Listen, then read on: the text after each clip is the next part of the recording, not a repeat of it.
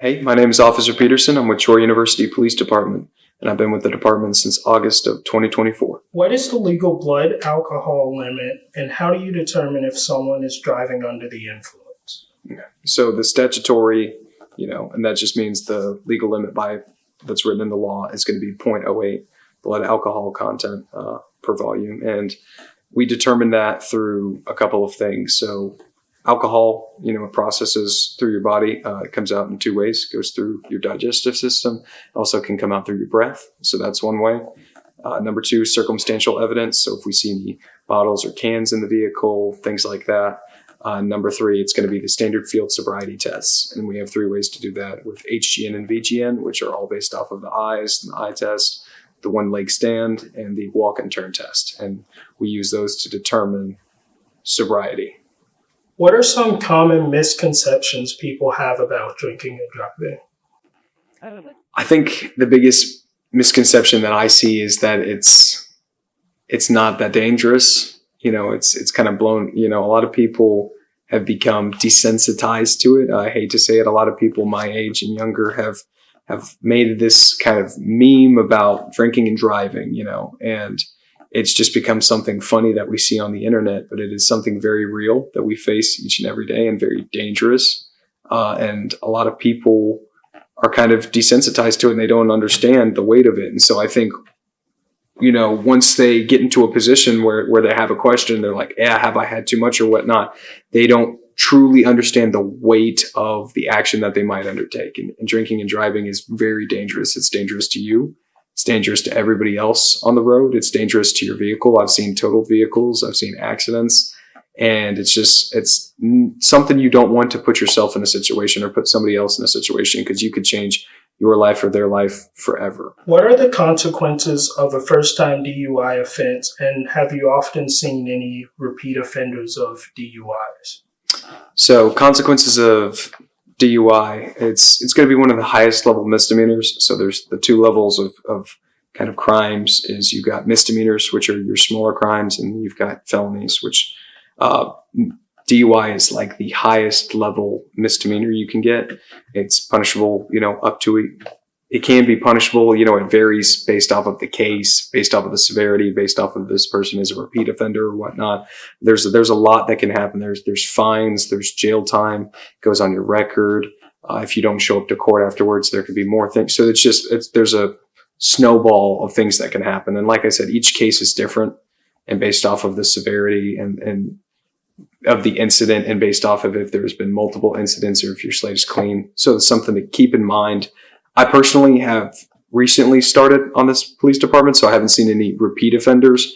But statistically, somebody is committing a DUI offense about 80 times before their first arrest, according to studies. And that's really sad, because a lot of people don't think it's a problem, or they have questions and they're like, oh, maybe I've had too much. I think I'm okay. And then it's only a matter of time until you get in a wreck and total a car.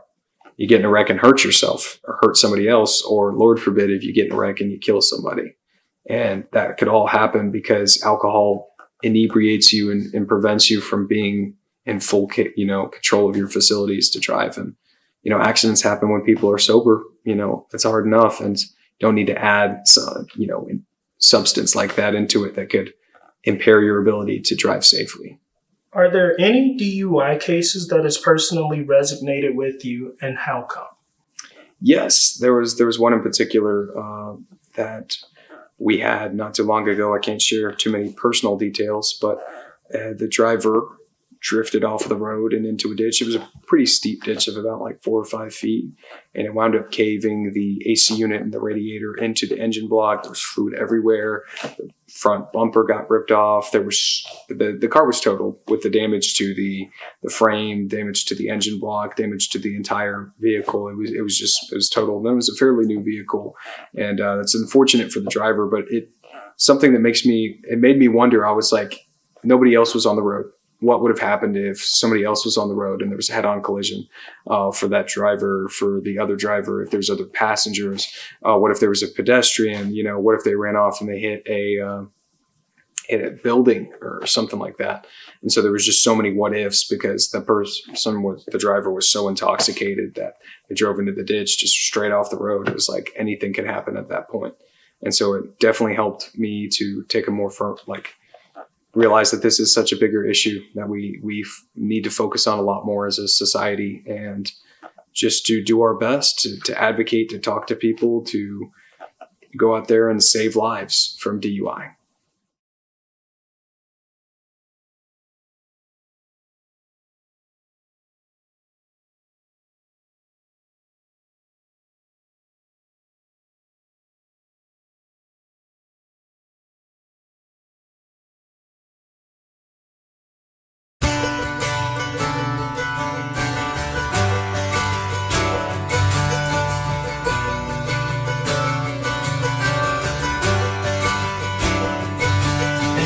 Give up forever to touch you, 'cause I know that you feel me somehow.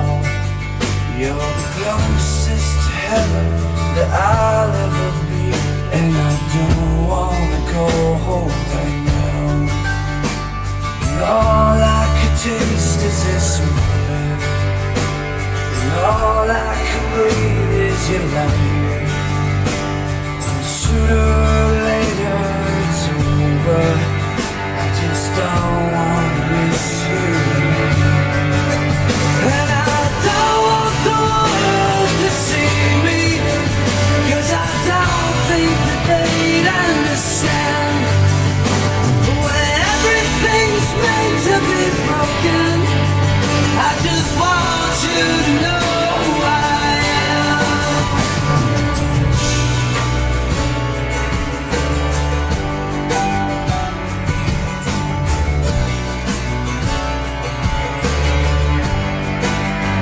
And you can't fight the tears that ain't coming, or the moment of truth in your eyes, when everything feels like the movies.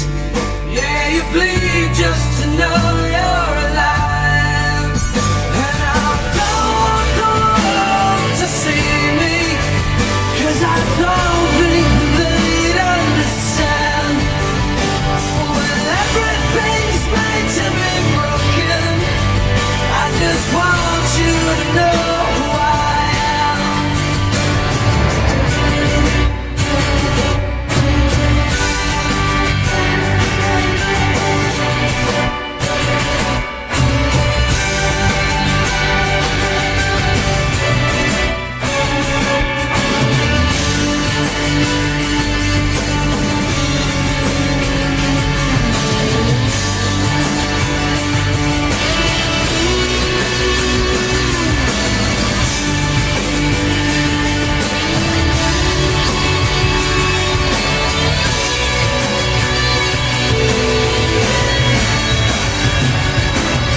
May the courtroom rise.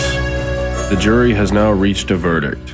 In the case of Alabama v. Walker, in regards to count 1 of driving under the influence and count 2 of vehicular manslaughter, the court finds the defendant guilty. And I don't want the world to see me, 'cause I don't think that they'd understand.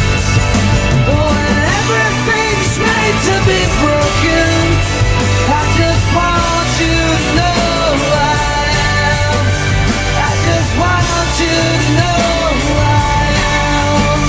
I just want you to know who I am.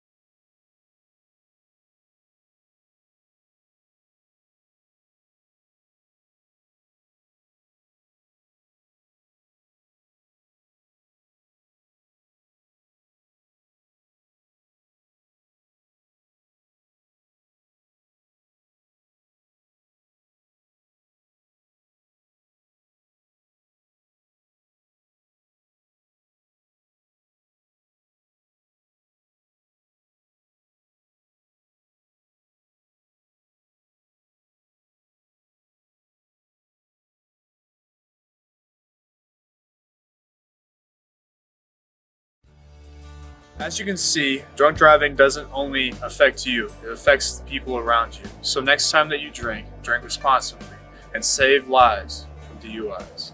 Don't drink and drive. All you do is put yourself and other people in danger. Don't drink and drive. Hi! I just wanted to let you guys know that there are so many resources available, especially at Troy University and everywhere else, to make sure that you don't drink and drive. Be smart, don't drink and drive, get your friends to drive you, or get an Uber. Don't drink and drive. It's one test you can't afford to fail. Think about your best friend, now think about them dead. Don't drink and drive. It's better to arrive sober and late than never. Don't drink and drive. Save lives from DUIs.